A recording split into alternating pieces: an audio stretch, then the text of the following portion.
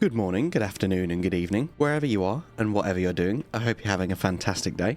In this video, to round out the series covering the best in slot for each item category, today we'll take in a look at armor sets. This was definitely the hardest of the lot and will probably be the most controversial of the lot because of the fact I did try and limit myself to only 10. I've done individual videos before explaining, for example, the best light armor sets or the best heavy armor sets, but I really wanted to encompass every single thing this game has to offer, and it was very hard, but I did pick my top 10, and I'm very curious what yours would be and if you agree with any or all of them. So, let's jump straight into it with the Veterans Armor Set. There is a reason this is referred to as the meta armor set. The reason this has made its way onto the list is that it has the most efficient armor stats of any piece of armor in the game when considered side by side with its weight. It is a particularly heavy armor set, but if you can wear this along with your choice of weapon and still have a medium equip load, no armor set in the game will serve you better in regards to min-maxing that damage reduction output. There's a lot of argument online as to whether this actually looks any good. Some people hate it. I personally think it's quite cool. I'm not a huge fan of the helmet, but I love the cape so much. And if you didn't know, this can be purchased from Finger Reader Enya for 18,000 runes total for the whole set, once you have defeated Commander Nile at Castle Sol in the mountaintops of the Giants. I should mention these top 10 armor sets aren't in any particular order, so just because this is first doesn't mean it's the worst, and they've all made it onto the list for various different reasons. So let's jump straight into number 2, the Mushroom Set. The main reason this set has made the list is because of its insanely high resistance stats, specifically immunity, which makes you crazy resistant to poison and scarlet rot. As you'll see throughout the rest of this clip, I am literally running through an entire cave full of poison, running around in it, bobbing up and down, doing circles, not caring that I am absolutely covered in poison. And that poison meter is barely moving because I am so damn resistant to it. That makes this armor set very niche, but insanely crucial in very specific parts of the game, and no other armor set could suffice. The majority of the mushroom set is found in Seethwater Cave in a cavern with a giant poison flower, but you can find the upgraded headpiece, the mushroom crown, here on a corpse hanging off a pillar in the Lake of Rot. The crown is significantly heavier than the mushroom head, and though it does offer much better damage negation, the resistances are fairly similar.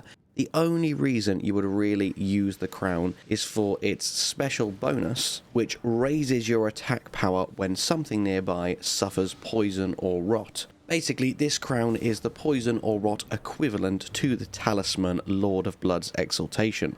Overall, crazy weird set, and definitely not one you want to use when going up against a purely physical damage late game enemy like Horaloo. But for the purposes it was designed for, it is absolutely amazing, and no other set will suffice. Also, that rant has given me time to run through the entire cave and defeat the final boss, whilst still not yet being affected by the poison. We can even get in a few teabags as we leave the cave, completely unscathed.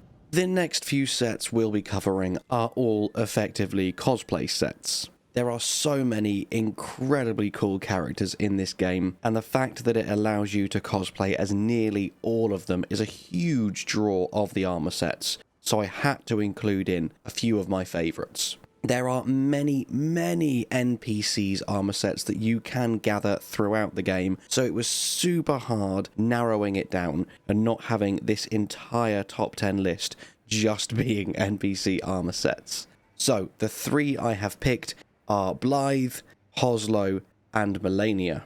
However, before we get into their specifics, a few honourable mentions are the Radiant Gold Mask set, Fia's set along with the Deathbed Dress, and of course, Great Horned Tragoth's Bull Goat set. All insanely awesome contenders, but personal preference led me to choose these 3 instead. I'll kind of review the three of them as one trio because not one of them stands out with particularly significant stats in any one area, nor do any of them have a crazy cool set bonus like the Mushroom Crown, but they all look phenomenally cool, and being able to cosplay as Blythe, the Half-Wolf Man, the Knight of Blood of House Hoslow, and Melania, the Blade of Mikola, are just three incredibly cool, very awesome ways to play this game. My personal favourite of the three is Juno Hoslow's set, and I much prefer the standard headpiece, not the alternative that you can acquire. But Blythe is the goodest boy, so of course I had to include his set in here. And finally, let's not forget the absolutely excruciating endeavour it was to claim Melania's set for your own, so it would have felt blasphemous to leave her out of this video. Fun fact, as we are talking about Melania's armour set, I did hold a little community event on the Discord server where we attempted to take her down as a community. Unfortunately, we were unsuccessful, but I would just like to show you a little snippet of one of our attempts here. We got invaded before we went in, and as you can see, as the invader realizes he's up 3 against 1, starts running away, and whether intentionally or not, ends up falling down the elevator shaft. I'm sure we've all done that at least once during our time with Elden Ring. And I'd just love to give a shout out to Crispy, Nicotine, and Dom, aka Nuclear Games, all three of whom tried to help me out with this endeavour. We were unsuccessful, but it was a really fun time. If you want to come and join in the crazy shenanigans and try and do stuff like this with us again in the future, the link to the Discord is down in the description. It would be lovely to have you over here. As we were talking about min-maxing your armour at high equip load with the Veterans set at the start of the video, now let's look at min-maxing your equip load with a light armour set. This is the only set in the video that isn't its own set. I just wanted to give you all a little example of what you can do if you mix and match set pieces, because that is of course one of the many amazing draws to this game, is the customization and flexibility offered to you as a player. So you see me here adorning the Consort's Mask, the Prophet Robe, Noble's Gloves, and the Preceptor's Trousers. As you can see, all 4 of these pieces allow me to also wield a straight sword, a seal, and the black bow without any talismans and still be in a light equip load. Yes, my character is very leveled up at the moment, but still only 35 endurance. And I even have some wiggle room with my equip load, allowing me to increase my defense even more and equip something like the Rotten Duelist Greaves should I remove my bow. And the reason I'm bringing this to your attention is just to show you one of the many ways you can min-max your gear and keep yourself in that super quick light equip load while still offering yourself some fairly decent damage negation and resistances. I'd love to know if any of you have a particular armor piece that you value above all others, purely because it is so efficient when it comes to resistances and damage reduction.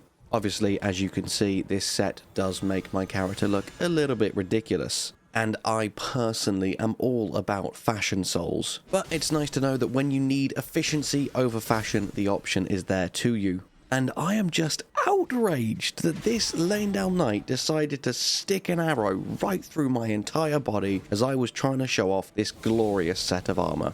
So give me a second as I burn him with the madness of unendurable frenzy until he has been absolutely devastated. And now that he's been dealt with, we can continue on. Next up, taking a look at the Black Knife Assassin set.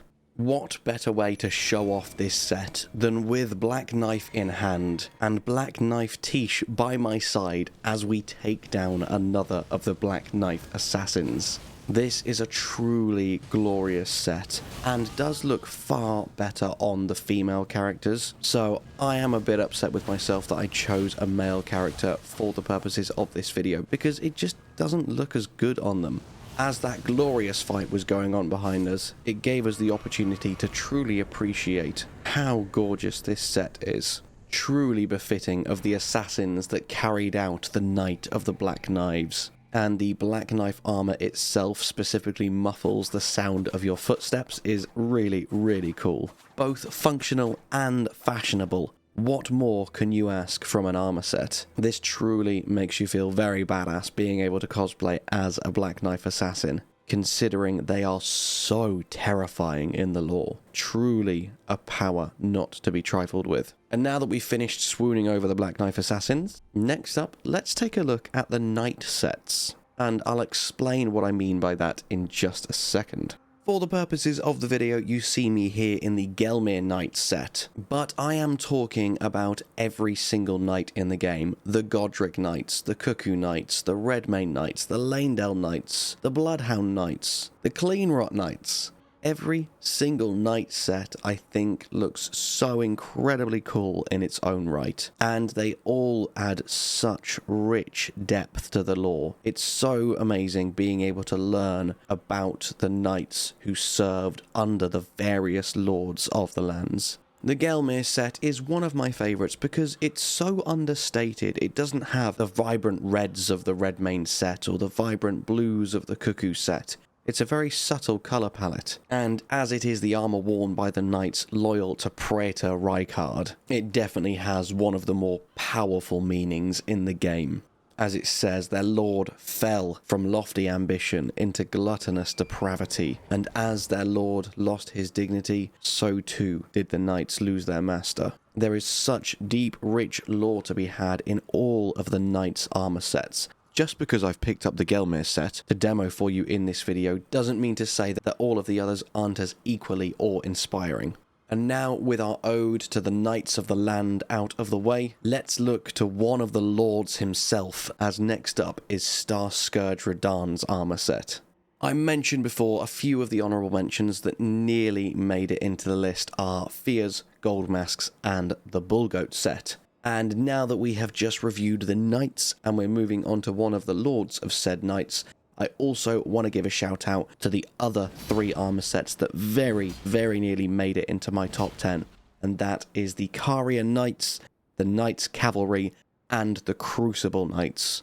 All so incredibly cool. But I had to pick 10. It was tough, trust me.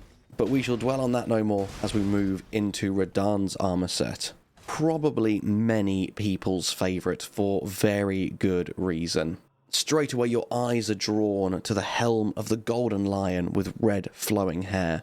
And of course Radahn inherited this furious flaming red hair from his father Radagon and is fond of its heroic implications.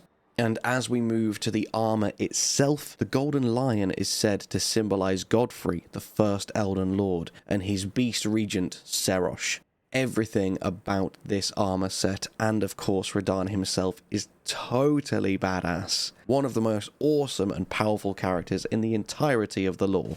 And of course you witness it firsthand when you do fight him, with the help of many, many champions. He was definitely one of my favourite characters to cosplay as during my first playthrough, and it gave me so much joy to see that his armor set was obtainable once you have defeated him. Enough swooning over General Radahn, let's move on to the 10th and final set for this video, the Ronin set. This armor set worn by the one who calls himself Shabriri, the man once known as Yura, is crafted to imitate the armor worn by the samurai who hail from the land of reeds. It is highly functional and heavily worn, and probably one of the absolute best medium weight armor sets in terms of weight to defense ratio. It's incredibly efficient, and in the mid-game, when you've maybe got around 20 to 25 endurance, this is a perfect armor set to give you loads and loads of defense without compromising and accidentally going into that heavy equip load. Also, who doesn't want to cosplay as a samurai? It's a fantasy of many children, and I'm sure it is still a fantasy for many people, myself included, who are now fully grown adults. So being able to cosplay and roleplay as a samurai in Elden Ring is of course the next best thing. Once again, please let me know in the comments what your favourite sets are and why, whether it be because of the defensive implications, maybe it's just because it looks really fashionable and you love wearing it, or maybe it offers some crazy cool set bonus like Alberic's set does. That is it from me. I'd just like to quickly say thank you so much to everyone who is a member on YouTube. or is supporting the channel as a patron over on patreon.com/Dom's Roundtable. You're all tremendously amazing, truly, and really, really appreciated. Thank you so much for your ongoing support and helping to keep this channel as thriving and alive as it is. I love you all tremendously, and as always, thank you so much for watching. I hope you have an amazing day, and I'll see you in the next one. Bye bye.